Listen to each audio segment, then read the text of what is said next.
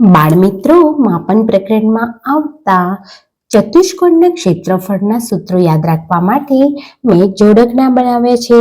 તો આજે આપણે સમજીશું એ જોડકણા, અને આ જોડકણા તમે જો યાદ રાખશો ને તો તમે ચતુષ્કોણના ક્ષેત્રફળ ક્યારે ભૂલશો નહીં. તો ચાલો સૌથી પહેલા આપણે સમાંતર બાજુ ચતુષ્કોણનું ક્ષેત્રફળ શોધવા માટેનું જોડકણું સાથે ગાઈએ. તો સૌથી પહેલા સમજીએ કે સમાંતર બાજુ ચતુષ્કોણ એટલે કેવો ચતુષ્કોણ? તો જેમાં સામસામેની બાજુઓ એકબીજાને સમાંતર હોય એને આપણે સમાંતર બાજુ ચતુષ્કોણ કહીએ છીએ. તો સૌથી પહેલા એનું જોડકણું આપણે ગાઈએ. તમે પણ મારી સાથે ગાજો. આવો દોસ્તો ક્ષેત્રફળ શોધીએ, આવો દોસ્તો ક્ષેત્રફળ શોધીએ, સમાંતર બાજુની વાતો કરીએ, સમાંતર બાજુની વાતો કરીએ. જરૂર પડશે પાયાની ઊંચાઈની, જરૂર પડશે પાયાની ઊંચાઈની. તો આપણને કોની જરૂર પડશે? તો પાયા અને ઊંચાઈની. વાતો કરીએ એમના ગુણાઈની. તો આપણે પાયાની ઊંચાઈની ગુણાઈની વાતો કરવાની છે. ગુણાકાર કરો ફટાફટ. કોનો ગુણાકાર કરવાનો છે? તો પાયા અને ઊંચાઈનો ગુણાકાર કરી દેવાનો છે. ક્ષેત્રફળ મેળવો 67. બરાબર? તો ચાલો ફરીથી એકવાર સમજી લઈએ.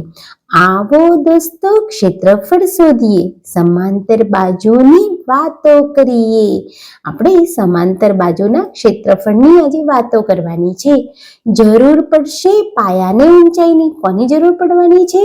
પાયા અને ઊંચાઈની. વાતો કરીએ એમના ગુણાઈની. કોની વાતો કરવાની છે આપણે? તો પાયા અને ઊંચાઈના ગુણાકારની વાતો કરવાની છે. ગુણાકાર કરો ફટાફટ. પાયા અને ઊંચાઈનો ગુણાકાર કરો, ક્ષેત્રફળ મેળવો 67. એટલે કે સમાંતર બાજુ ચતુષ્કોણનું ક્ષેત્રફળ બરાબર પાયો ગુણ્યા ઊંચાઈ.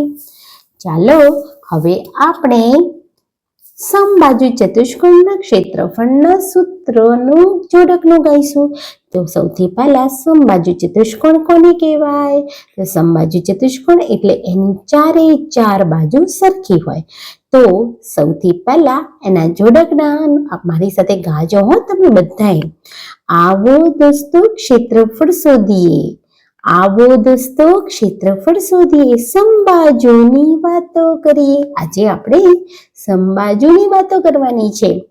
વિકર્ણનો ગુણાકાર થાય. જુઓ, આ વિકર્ણ છે, આ વિકર્ણ 1 છે અને આ વિકર્ણ 2 છે. તો કોનો ગુણાકાર થશે? વિકર્ણનો. વિકર્ણનો ગુણાકાર થાય. અડધા કરવાની વાત ના ભૂલાય. તો વિકર્ણોનો અહીંયા ગુણાકાર કરવાનો છે અને પછી એમને અડધા કરવાના છે. એ વાત ભૂલવાની નથી.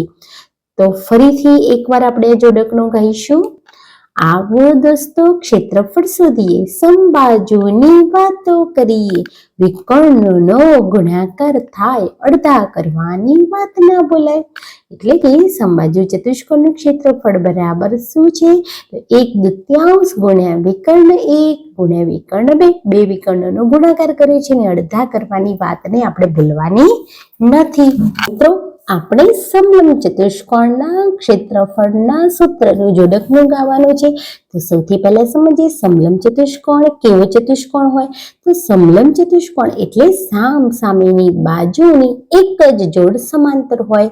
ફક્ત એક જ જોડ, બીજી બાજુ સમાંતર ન હોય. એક જ જોડ એટલે સામસામેની બાજુઓ જ એકબીજાને સમાંતર હોય એને આપણે સમલંબ ચતુષ્કોણ કહીએ છીએ. અને અહીંયા જે આપી છે એ શું છે? ઊંચાઈ છે. જો આ સમાંતર બાજુ છે અને બીજી સમાંતર બાજુ આ છે. તો સૌથી પહેલા ગીત દ્વારા સમજીએ. આવો દોસ્તો ક્ષેત્રફળ શોધીએ, સમલંબની વાતો કરીએ. આજે આપણે કોની વાત કરવાના છીએ? તો સમલંબની. બે બાજુ એની સમાંતર હોય, સૂત્રમાં એની જરૂર હોય. અહીંયા જુઓ, બે બાજુ એની સમાંતર હોય, સૂત્રમાં એની જરૂર હોય. એની જરૂર સૂત્રમાં પડે જ છે. પહેલા કરી દો એમનો સરવાળો. કોનો સરવાળો? તો આ જે બે સમાંતર બાજુ આપી છે એમનો આપણે કરી દેવાનો છે સરવાળો. તો પહેલા કરી દો એમનો સરવાળો, સૂત્રમાં ના થાય ગડબડ ગોટાળો.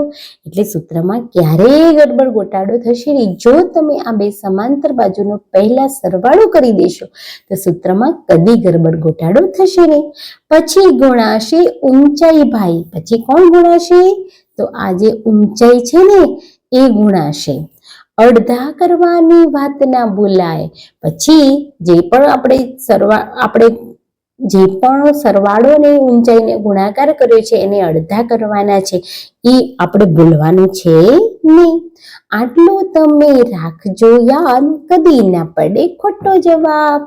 તો સમલંબ ચતુષ્કોણનું ક્ષેત્રફળ એટલે 1/2 ગુણ્યા સમાંતર બાજુનો સરવાળો ગુણ્યા ઊંચાઈ. એટલે કે બે સમાંતર બાજુનો સરવાળો સૌથી પહેલા કરી દેવાનો, પછી ઊંચાઈ ભાઈ ગુણાય અને અડધા કરવાની તો વાત આપણે ભૂલવાની જ નથી. જો આટલું તમે યાદ રાખો, આટલું તમે રાખો યાદ, તો કદી ન પડે ખોટો જવાબ. તો બાળ મિત્રો, આ રીતે આપણે ચતુષ્કોણના સૂત્રો જોડકના દ્વારા યાદ રાખવાના છે. રોજ આપણે આ જોડકનું રાત્રે ઊંઘતી વખતે ગાવાનું છે, જેથી આપણને યાદ રહી જાય. કારણ કે આપણે માપન પ્રકરણમાં આની ખૂબ જરૂર પડે છે. એટલે આપણને જો સૂત્રો આવડતા હશે તો જ દાખલા આવડશે. એટલા માટે મેં આના જોડકના બનાવી દીધા છે અને મારા વર્ગના બાળકોને પણ આ જ રીતે શીખવું છું. તો તમે પણ આ રીતે શીખજો, તમને પણ મજા આવશે. તો મિત્રો, વિડીયો ગમ્યો હોય તો વિડીયોને લાઈક કરી દેજો, ચેનલને સબસ્ક્રાઈબ કરી દેજો, 2-3 મિત્રોને શેર કરી દેજો. તો મળીશું નવા વિડીયોમાં.